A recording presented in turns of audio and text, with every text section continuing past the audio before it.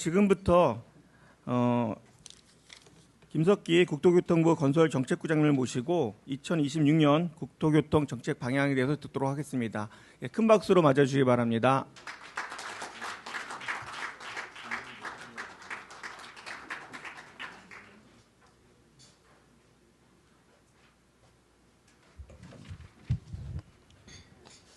지난주에 발령받고 나서 좀 고민을 했습니다. 앞으로 그 건설정책국장을 하면서 우리 건설정책국의 동료들과 함께 어떠한 방향으로 무엇을 해야 될 것인가 고민을 했는데요. 그래서 표를 하나 만들어 봤습니다. 어떻게 마음에 드시는지 모르겠네요. 건설은 결국 파트너십인 것 같습니다. 우리 건설 생산 과정에 기획부터 그 사업 전반, 관리, 그리고 실제 시공과 그 현장의 모든 것들이 그리고 그 파트너십 통해서 이루어질 수 있다고 보고, 그래서 우리 건설 근로자와 함께 그리고 또 우리 건설 기업인과 함께 우리가 함께 힘을 합친다면 현장 안전 반드시 이뤄낼 수 있고 현장 안전을 바탕으로 새로운 미래에 대한 도전이 가능하다고 생각합니다. 그래서 저희 2026년 저희 건설정책국의 그 동료 직원들, 저희 그리고 국장은 건설 근로자, 건설 기업인과 함께 현장 안전 미래 도전을 위해 나아가도록 하겠습니다. 국토교통부 건설정책국장 김석기입니다.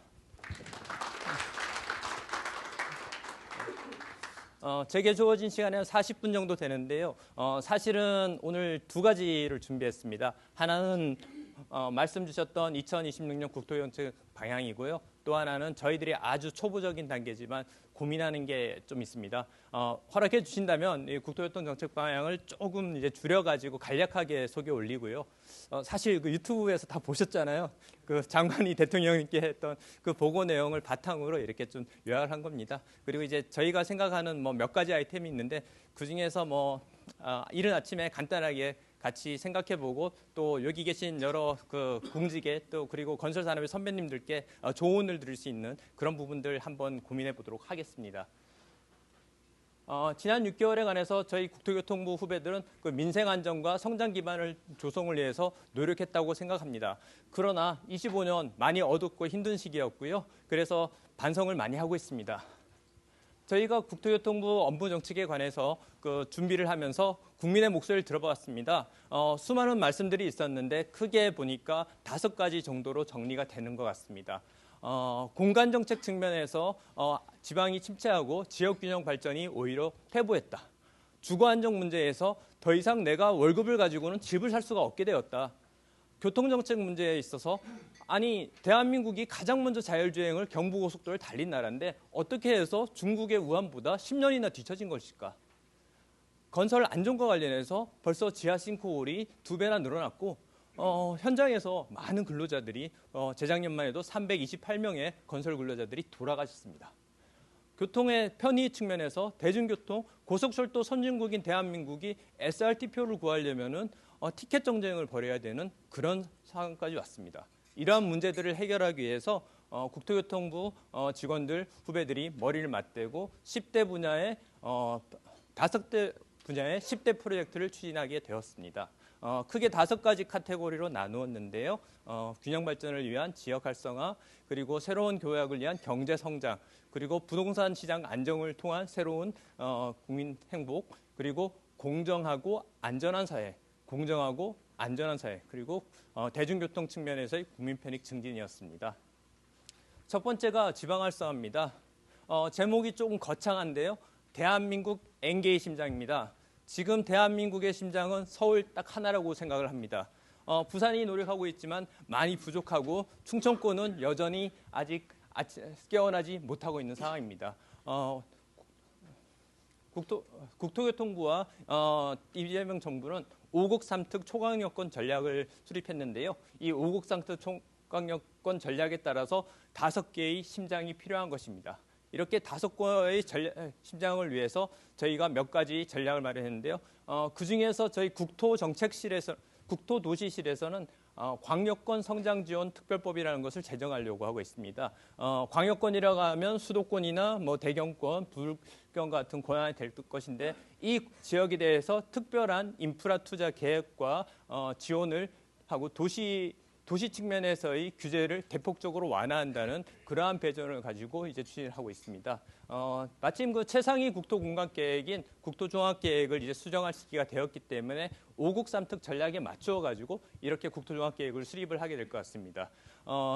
지난 2022년에 15개의 국가첨단산업단지가 지정이 되었습니다. 그런데 국가첨단산업단지는 지정과 착공이 좀 많이 오랜 시간이 걸리는 것이 사실입니다. 지금 현재 이제 문재인 대통령 계실 때 첨단산업단지들이 진행을 하고 있는 상태인데요. 좀 더 속도를 내어가지고 국가첨단산업단지를 임기 내 절반 이상은 반드시 착공하도록 노력할 것입니다. 광역교통망에 대해서는 투자 원칙을 바꾸었습니다.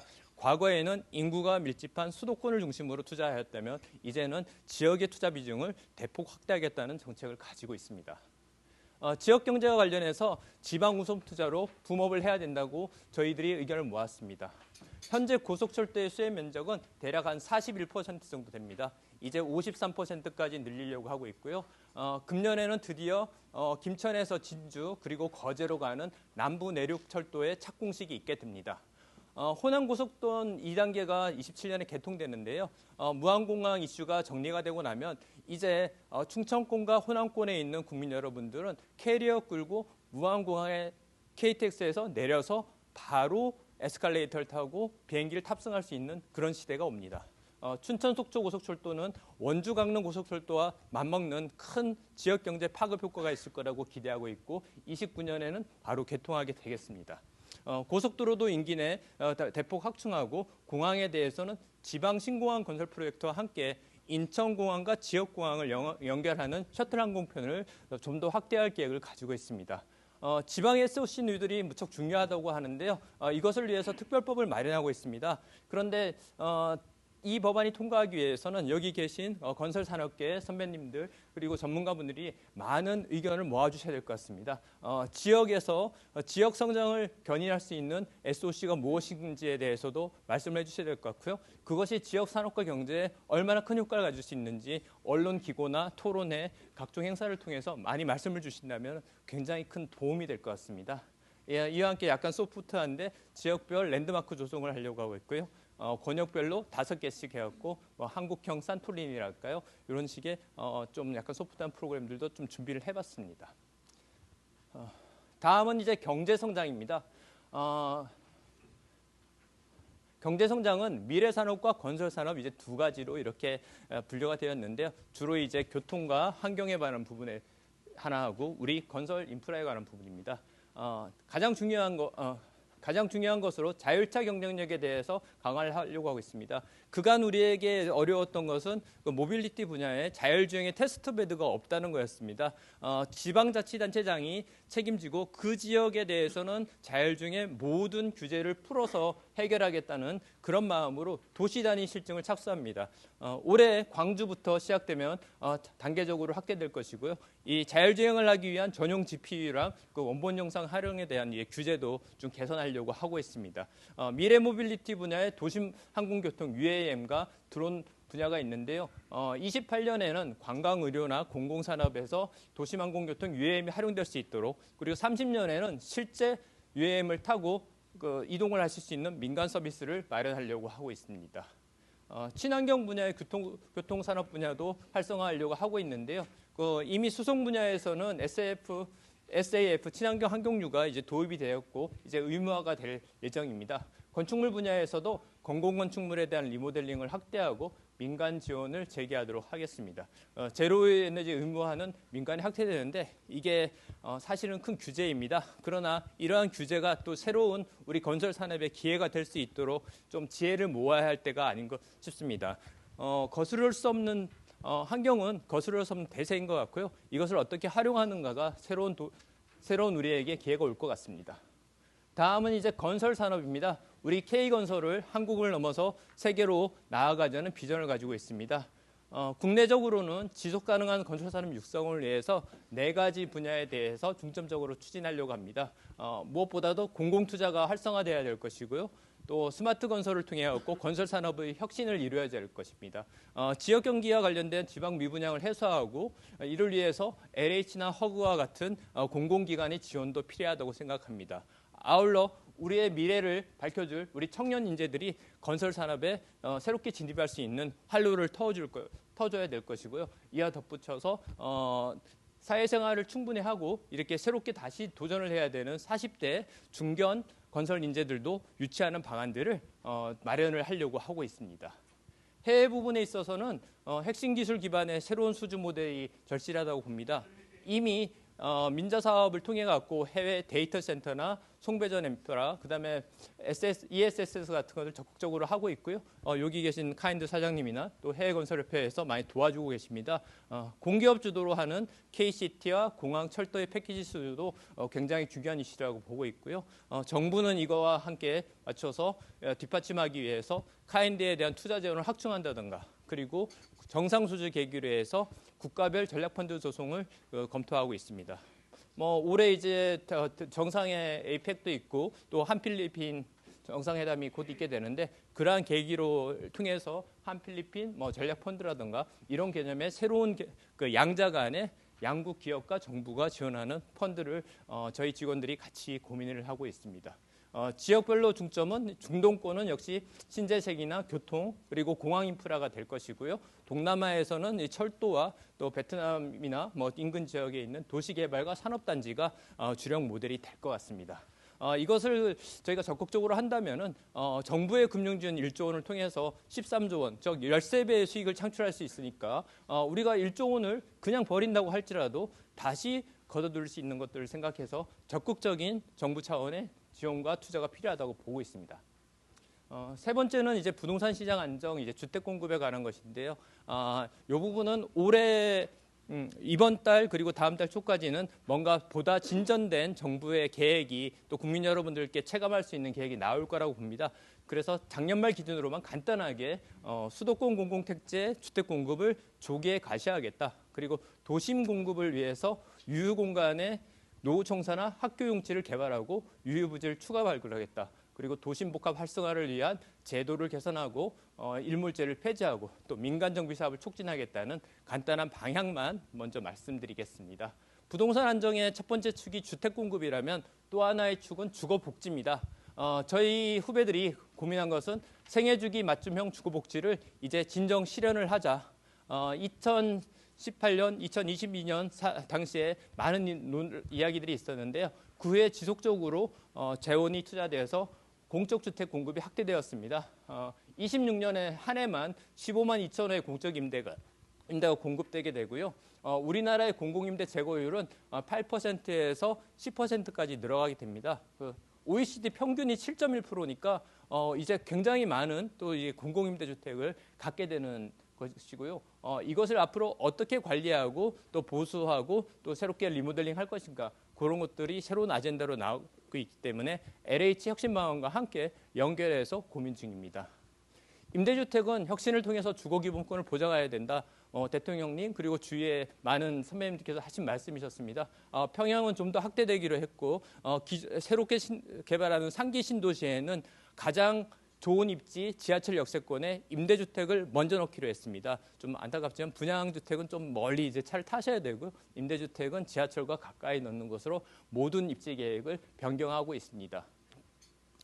생애주기 맞춤형 지원과 관련해서 청년들에게는 역세권이나 대학 인근, 신혼부부에게는 초등학교 인근, 그리고 고령 가구에게는 돌봄 서비스와 노인추나 주거 설계가 되는 고령자 복지주택을 공급하는 방향으로 이제 나아가고 있습니다.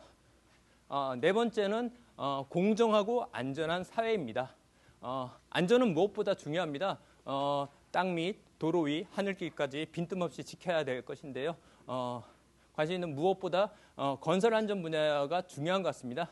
건설 안전의 패러다임이 바뀌고 있다는 말씀들을 많이 주셨었고요. 건설은 생산 과정 전반을 보아야 되는데 우리는 시공 현장만을 탓하고 있는 것 같습니다. 사업의 기획, 그리고 발주, 그리고 설계, 그다음에 감리와 시공의 전 과정에서 책임성을 높이는 방안이 필요하고요.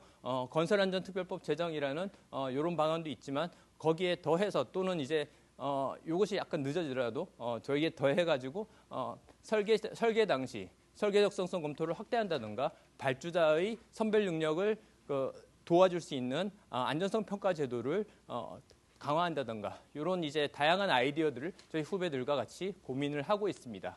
항공안전 분야에는 굉장히 큰 가슴 아픈 일들이 있었습니다. 이러한 아픔을 딛고 공항시설을 개선하고 정부의 안전관리 기능을 강화하고 있습니다. 항공안전감독관이 많이 부족합니다.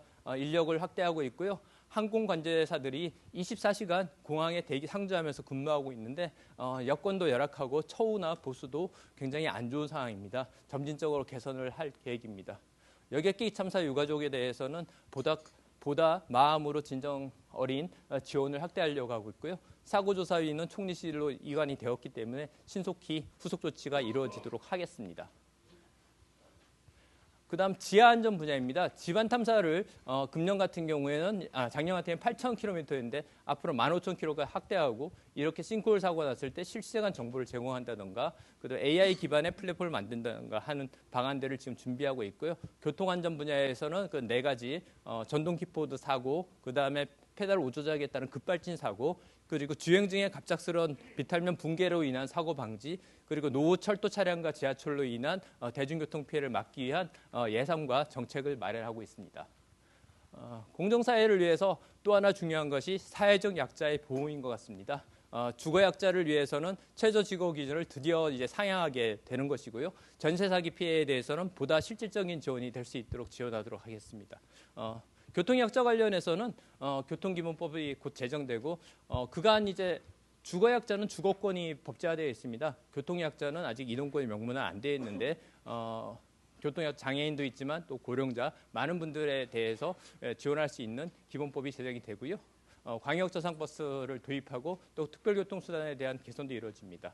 현장에서 일하고 있는 건설 근로자, 택시 노동자, 택배 그리고 매달 사업 종사자들에 대한 지원을 확대하기 위한 방안들을 고민하고 있고 특히 우리 건설 산업에서는 임금 체불과 불법 하도급 근절을 위한 제도적 개선 그리고 발주자의 임금 직불 시스템을 단계적으로 확대해가지고 개선하는 그런 방안들을 준비를 하고 있습니다. 좀 갈등 이슈가 있어가지고 좀 고민을 하고 있는데요. 지혜를 좀 모아주신다면은 방안을 찾을 수 있지 않을까 이렇게 생각을 합니다. 마지막 국민 편익입니다. 금년에 좀 약간 가시화되는 좀 편익이 있습니다. 혹시 다 기사분들을 데리고 내셔서 그럴 것 같은데 버스카드 이용하시는 분들은 이제 버스카드 할인이 KPS로 일어나면서 굉장히 많은 할인됩니다. 그리고 이제 어르신 유형이 신설되었기 때문에 65세 이상 되시는 선배님들은 한번 이용해 보시기 무료신가요? 버스는 무료 아니시죠? 예, 이용해 보시면 좋을 것 같습니다. GTX가 이제 드디어 동탄에서 파주까지 연결이 됩니다. 26년 하반기가 될 것이고요.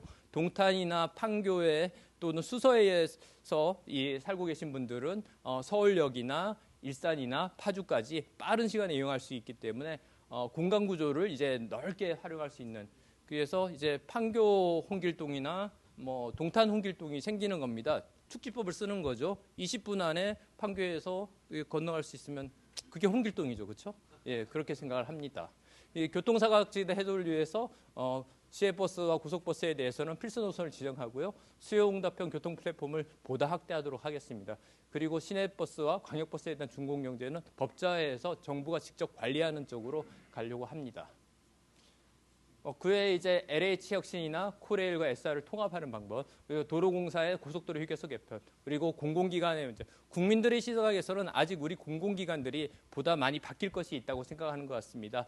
공공기관 하나하나가 굉장히 중요하고 소중한 역할들을 하고 있는데 그러한 역할은 돋보이면서 고칠 부분들은 하나하나씩 개선할 수 있는 그런 방향으로 추진을 해야 될 것이라고 생각을 합니다. 이렇게 5개 분야 10대 과제를 선정해서 저희 국토교통부가 추진을 하고 있고요. 이러한 추진을 바탕으로 해서 2026년에는 보다 국민의 삶이 나아지고 보다 편리한 그런 국토교통부 대한민국을 만들기 위해서 저희 국토교통부 4,500명 공직자들이 열심히 일하고 있다는 말씀을 드리겠습니다. 일단 1부 마치도록 하겠습니다.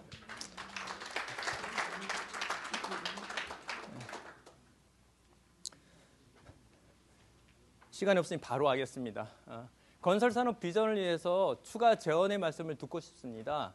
2가지 오늘 준비했는데요. 뭐 사실 한 5가지 정도 있는데 나머지는 다음에 또 불러주시면 제가 이사니까 제가 저를 부르면 될 것 같긴 합니다. 예, 또 말씀드리겠습니다. 삼성 KPMG에서 비즈니스 포커스로 CES 2021의 트렌드를 정리를 했었죠. 아마 많이들 보셨을 건데요. 올해 키워드를 홀스 말로 좀 정리를 했었습니다. 헬스테크가 있고요. 오픈 생태계, 개방형 생태계, 그리고 로봇, 그다음에 자율주행, 그리고 에너지 5개 분야였습니다. 그 중에서도 우리가 많이 관심을 가지고 있게 되는 또 국토교통 관련 로봇과 셀프 드라이빙, 자율주행이 아닐까 싶습니다. 키노트 스피치도 많이 있었는데요. 우리는 주로 현대자동차 그룹에서 만들었던 안드로이드, 휴머노이드 로봇 또는 엔비디아의 젠슨 왕 CEO의 강연에 주목을 하고 있습니다. 그러나 제가 좀 말씀드리고 주목하고 싶은 것은 그 캐터필러의 조크리드 CEO가 소개한 미국 중장비 기업의 변화입니다. 캐터필러는 AI 자율주행 기반의 물리 인프라 비전을 발표했었는데요.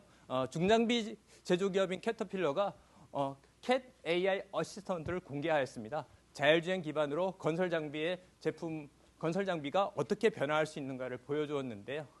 캐터필러가 25년에 딱 100년 됐습니다. 그래서 과거 100년의 캐터필러와 앞으로 100년의 캐터필러가 어떻게 바뀔 거에 대해서 얘기를 한 것인데요. 100년 된 중장비 기업이 CES의 주인공이 될 수 있었던 것은 에너지나 건설, 광산, 인프라 같은 전통적인 산업 분야가 가장 혁신적인 섹터로 바뀔 수 있다고 확신하였기 때문입니다. CEO가 소개한 내용입니다. AI 이실링이라는 것인데요. AI가 단순한 조수가 아니라 물리적 한계를 제어하는 운영체제가 됩니다. 예를 들어서 헤이 캐터필러 머리 위에 13피트에 이실링을 설정해. 그러면 조작자가 아무리 조작을 하려고 해도 위에 이실링이 있으니까 여기까지만 간다는 것이죠. 위압으로 물리적 차단을 한다는 것인데요. 이러한 단순한 예로부터 시작되어 가지고 요 자세한 내용은 요 유튜브 보시면 될 것 같습니다. 제 건 아니고요. 몇 개가 있는데 그중에 이게 좀 괜찮아서 그게 됐고요. 그래서 저희 국토교통부 후배들은 이런 생각을 해봤습니다. AI와 자율주행 그리고 로봇이 그 시대의 화두가 된 이 상황에서 우리 건설 산업은 대한민국 건설 산업은 무엇을 해야 될 것인가?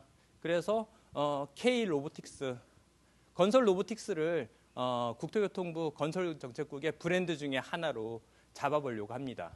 WRM 플러스 알파인데요. W는 웨어러블입니다. R은 리모트고요. M은 마이크로입니다. 알파는 어시스트 AI입니다. 입는 로봇, 원격 로봇, 초소형 로봇, 반려 로봇입니다. 서번트 로봇이죠. 웨어러블부터 보겠습니다. 요거는 제가 이제 AI 이미지로 생성한 것인데요. 근로자가 무거운 장비를 들거나 굴착 작업을 하거나 용접 작업을 실시하는 것이고요. 그런데 우리에게 더 이상 꿈이 아니라 이미 이렇게 하고 있습니다. 독일의 바이오닉사에서 만든 엑시아라는 웨어러블 로봇인데요. 이거는 상완근을 보강해가지고 무거운 장비를 아주 쉽게 들게 할 수 있는 거고요. 현장에서 이렇게 적용제들이 이제 나타나고 있고 가격은 점점 더 떨어지겠죠. 요거는 이제 우리 카이스트에서 24년에 개발하였던 그 보행 로봇입니다. 지금은 장애인들이 입고 이동을 하는 형태로 되어 있지만은 요것은 충분히 앞으로 건설 산업에서 활용될 수 있는 기능이 많고요. 이 보행 로봇을 바탕으로 이제 장소 이동을 한다던가 물건을 옮길 때 많은 기능들을 할 수 있을 것입니다. 실제로 CES 26에서는 요것의 경량화 버전이 있었고요. 요거는 이제 외국의 ULS 로보틱스라는 회사였는데 우리 현대에서도 CES에서 이런 걸 발표를 하셨었죠. 현대에서 발표한 거는 엑스블 숄더였는데 상한 굴곡근을 이제 지원하는 것이었고 현대에서는 자동차 밑에 가서 이렇게 하면 좋겠다라고 말씀하셨지만 저희는 이것도 좋지만 이게 더 좋겠다. 건설 현장에서 장착 작업에서 건설 근로자들이 한다면 훨씬 더 이렇게 도움이 되지 않을까. 그리고 요거는 이제 아까 그 보였던 약간 큰 것을 이제 실용화 버전이죠. 예, 한국의 벤처 기업이 한 건데요. CES 장면이고 이렇게 입고가 있고요. 예, 어르신들이 있으면서 등산도 다니고 근데 건설 현장에서 당연히 얼마든지 적용할 수 있는 그런 아이템입니다. 그래서 웨어러블은 이미 현장에서 사용되고 있고 그것을 갖다가 어떻게 구현할 것인가는 우리 건설 경영인들 또 정부 당국의 이제 숙제인 것 같습니다. 다음은 리모트입니다. 이제 원격 시공인 것이죠. 위험한 장소에서 이제 혼자서 굴착을 한다던가 그리고 이제 높은 그 아파트에서 도색 작업이나 지금 페인트 칠하고 있죠. 이렇게 하고 있던가 또는 어디 떨어진 공간에서 그 날아가 가지고 정착한 다음에 이제 작업하는 그런 이제 가상의 상상도인데요. 일종의 리모트 개념입니다. 중국의 석탄채굴 현장인데요. 자율주행 클라우드 서비스로 차량과 클라우드 네트워크를 연결하고 있습니다. 요 안에 사람이 하나도 안 타고 있는 거죠. 영하 20도 이하의 공간에서도 가능하고 하루 20시간 이상 운영이 가능합니다. 중앙에 컨트롤 타워에서 하고 있고 원격 시공과 자율주행이 같이 이제 결합된 모델입니다. 노동 효율도 높이고 또 노동 강도는 낮춰지고요. 생산과 운영 비용의 절감에 도움이 됩니다. 중국 석탄협회에서 2025년 말까지 5,000대를 넘어서고 26년에 10,000대에 이를 걸로 추산했습니다. 우리 건설 현장에도 당연히 도입이 돼야 되는 상황이고요. 그 다음은 마이크로입니다. 마이크로는 초정밀 미세 시공이 가능하게 하고 그 안전진단에 있어서 보다 혁신적인 기능을 가져올 거라고 봅니다. 특히 기계 설비와 관련돼서 기능이 될 텐데요. 그 근로자는 안에서 제어실에서 조작을 하면은 소규모 로봇이 그 복잡한 공간에 들어가 가지고 그 시공을 한다던가 정비를 한다던가 또 이렇게 위험을 감지할 수 있는 그런 기능들을 할 수 있습니다. 그리고 이제 어시스트입니다. 어시스트는 두 가지가 있다고 생각합니다. 하나는 피지컬 어시스트고요. 또 하나는 펑셔널 어시스트입니다. 기계가 직접 사람과 같이 다니면서 자재와 장비를 운반하거나 간단한 수치 해석이나 직업들을 조언하는 대화형 피지컬 어시스트가 가능할 거라고 보고 있고요. 또 하나는 큰 중후장대한 장비에 펑셔널 어시스트를 도입해가지고 근로자의 기능을 보완하는 것입니다. 실제로 이제 미국에서 지금 진행하려고 하는 것 중에 하나인데 측정을 해보니까 AI 어시스트를 도입했을 경우에 신입사원이 첫날부터 20년 경력의 숙련공처럼 일할 수 있다. 그래서 3D 작업인 건설산업이 첨단 기술직으로 전환할 수 있다. 이런 그 결과물 방향성을 이제 놓고 있습니다. 이것은 이제 내일 모레 우리 현대 대표님이 와 계시는데요. 현대에서 이제 시연을 하게 될 원격 크레인입니다. 기존에는 타워 크레인 고소의 작업자가 있었지만 육체적 피로감이나 생리현상, 또 고립감이나 추락 사고의 위험에 항상 놓여 있었습니다. 이제는 내부 관제실에서 이 사항들을 장비하고 여기는 이제 사람이 없어도 되는. 그래서 AI 기반의 리모트 컨트롤이 가능한 시공 방법이 될 것이고요. 이걸 하기 위해서는 제어와 통신, 또 인지와 안전 네 가지 분야의 핵심 기술들이 필요합니다. 내일 하고 나서 보도 자료를 내실 거죠? 예, 그러면 아마 많은 관심들 가져주시고 좀 더 확산될 수 있는 기회가 될 것 같고요. 규제 이슈랑 근로자 이슈가 있겠죠. 예. 그래서 저희는 그 WRM 플러스 알파를 Wearable for Worker, Remote for Safety, Micro for Quality, AI for Productivity라고 봅니다. 건설 근로자를 위한 웨어러블, 건설 안전을 위한 리모트, 건설 품질과 시공을 위한 마이크로, 그리고 이 모든 걸 더해서 건설의 생산성을 높이고 혁신을 가르치고 올 수 있는 AI로. 그래서 요 네 가지를 모아서 금년도에 한번 해볼까 하는 생각을 가지고 있습니다. 두 번째는 KC 퓨처스인데요.